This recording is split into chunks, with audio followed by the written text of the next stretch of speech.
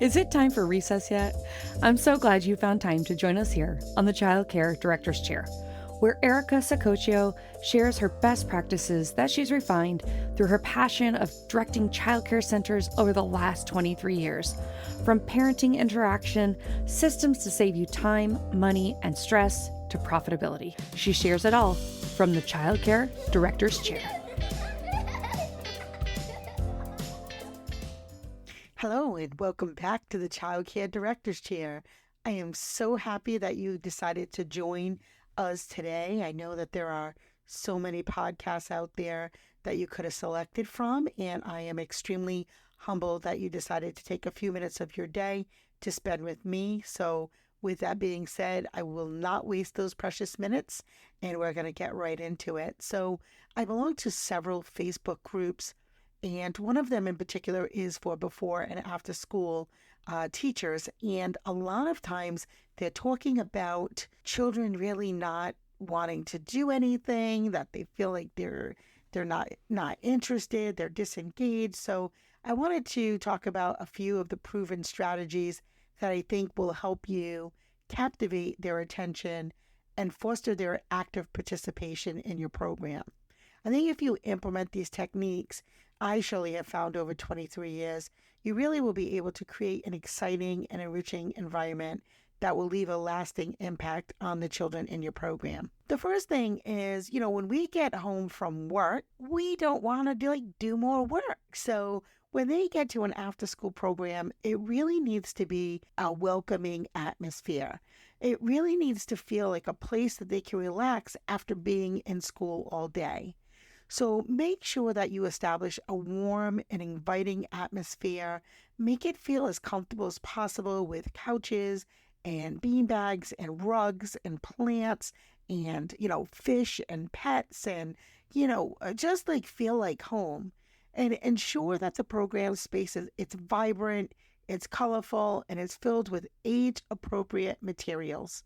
You cannot just open up another room down the hall and call it your school age program, and it doesn't look any different than your pre-K classroom except for that it has bigger tables and chairs. You have to make sure that you do everything you can to make the children feel comfortable and eager to explore their environment. And they really are very independent at that age, and they really want to do a lot of things themselves. And so sometimes when they're telling you, I don't want to do this, or I don't want to, it's not even that they don't want to do the activity, it's they want it to be self-selected. They don't want you to tell them what activity they're going to do. They want you to maybe help provide some guidance or provide some materials in different areas that they can select from. So, you have to offer those variety activities. Children thrive on variety, especially school-age children. It's so important that you have a wide range of activities that cater to different interests and learning styles. Incorporate arts and crafts, sports, music, drama, educational games, things that keep them engaged and excited about attending your program on a regular basis. The other thing is when you plan activities, unlike with younger students, you can really plan some ongoing types of activities or, activities that take 2, 3, 4 days, things that are a little more complex. And you'll really dig into pay attention to what they like. What areas in the program are they spending a lot of time?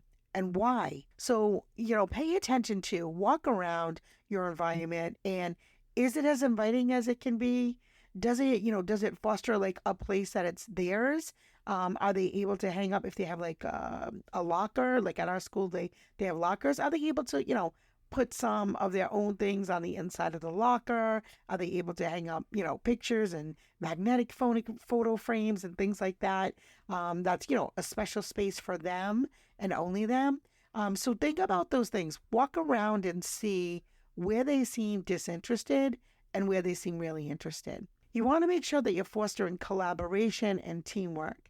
And by encouraging collaboration among the children and organizing group projects and team building activities, not only does it develop their social skills, but it also instills a sense of belonging and camaraderie.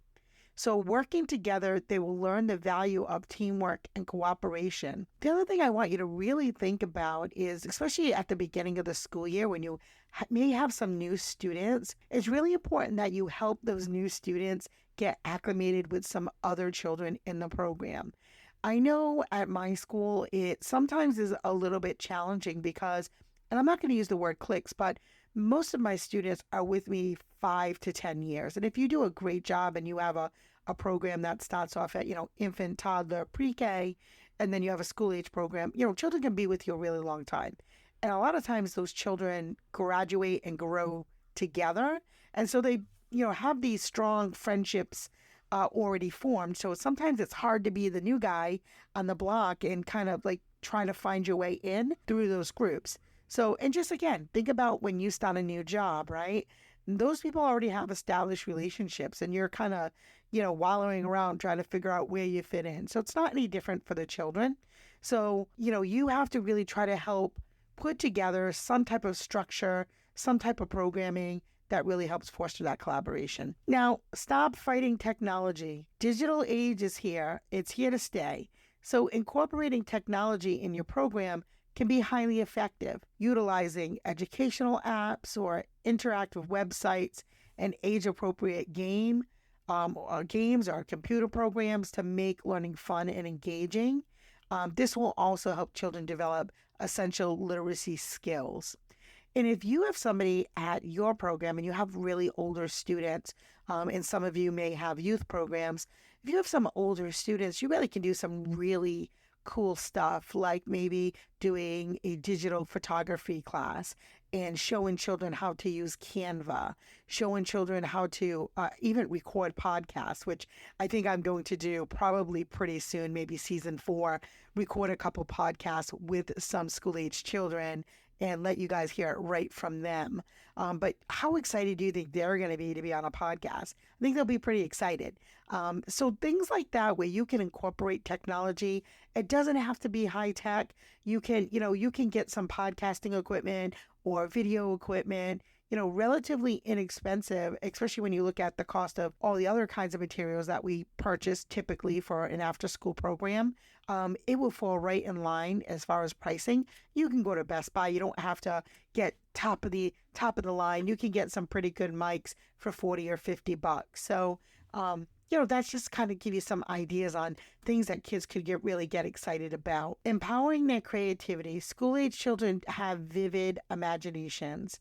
So give them some opportunities to express their creativity. Maybe encourage them to write stories, create artwork, or even put on a play, promote the play, give them a social media page that, of course, obviously would be monitored by the staff, but maybe let them make an event on social media for the play and maybe let them design, the program covers and the program book and all those different cool, fun, exciting things that will really help empower their creativity. And it will also foster a lifelong love and learning for the arts, which is one of my favorite areas to explore with school-age children. And don't think that the things that they liked in preschool are always going to be things that they don't like at school age, because I think that they do. So for an example is you can really tie, especially in cooking club, I love tying books together with cooking activities like Stone Soup. So we would read Stone Soup while we made soup. We made chicken soup. But, tying those things together is really fun. Some of my older students were able to learn how to do things, simple recipes like French toast, or things that you can make with the panini maker, or, you don't even have to have a stove. You can really do a lot of cooking and hands-on type of activities with simple tools that you have.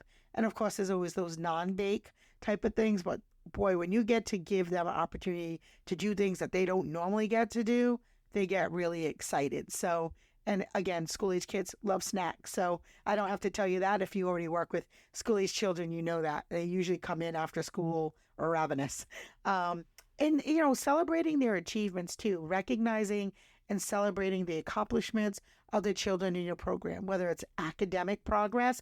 Maybe some of the students had great report cards and you make a big bulletin board in the entryway, or you do some type of special recognition, personal growth, looking at maybe you have some kids who are in karate classes outside of your program and they just were awarded a belt level, or they just won some type of distinction in one of their sports that they play.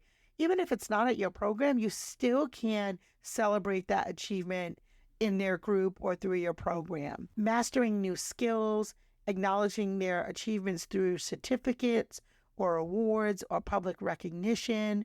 I think those things are something that the children really like. You also could even write a press release to your local newspaper about something that your kids are doing.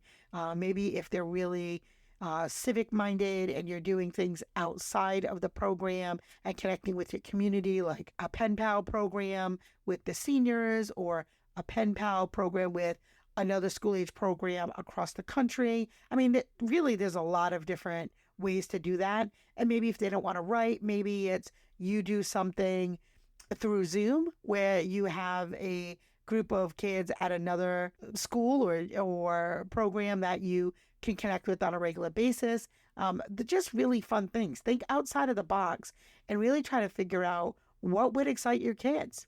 And you have to ask them. And then having mentorship opportunities, pairing school-age children with older mentors or volunteers can also be incredibly beneficial. Mentors can offer guidance and support and also be positive role models. And it doesn't only help the children with developing their life skills, but it also creates meaningful connections and friendships. And if you have multiple age groups at your program, which most of us do, you can, have some of your older students help some of the younger students get acclimated in your program. We do something called a CIT program in the summer, which is a counselor in training. If you don't have one of those programs, I would recommend that you do. You put something in like that. It gives kids an opportunity to be the leader, and they really like that opportunity to be the leader. And emphasize fun. While education is important, it's equally critical to prioritize fun and play. Incorporate games, outdoor activities, and free play in the program to ensure that the children have a chance to relax and socialize and simply just enjoy being kids. So sometimes, when they don't want to do an activity and they just want to talk with their friends, again, think about you after work. What do you want to do? Usually you will come home, talk to your spouse, talk to your children, kind of relax, take off your shoes. It's the same for them. To them, school is work. They've been there all day and they need a change of pace. And sometimes it's a little trickier for those of you who run after school programs in the school to kind of change that mindset, because a lot of times it's in the gym of the school that they're in all day. So again, anything that you could do to kind of make it really feel like it's a different time and a different space, different than school. And lastly, I would say seek feedback and then adapt. Regularly seek feedback from the children themselves. They will tell you what they want. They will tell you what they like. Pay attention to the cues. Even when you're not asking, if you pay attention, you really can get a lot of information. So be really great with your observation skills. As for their input on activities, their suggestions for improvement, and what they enjoy most.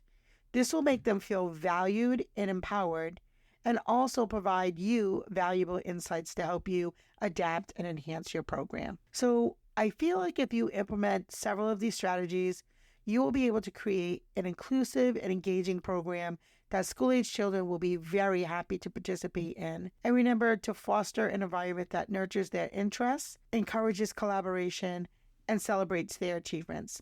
Together, let's inspire the next generation to reach their full potential. Thank you so much for tuning in.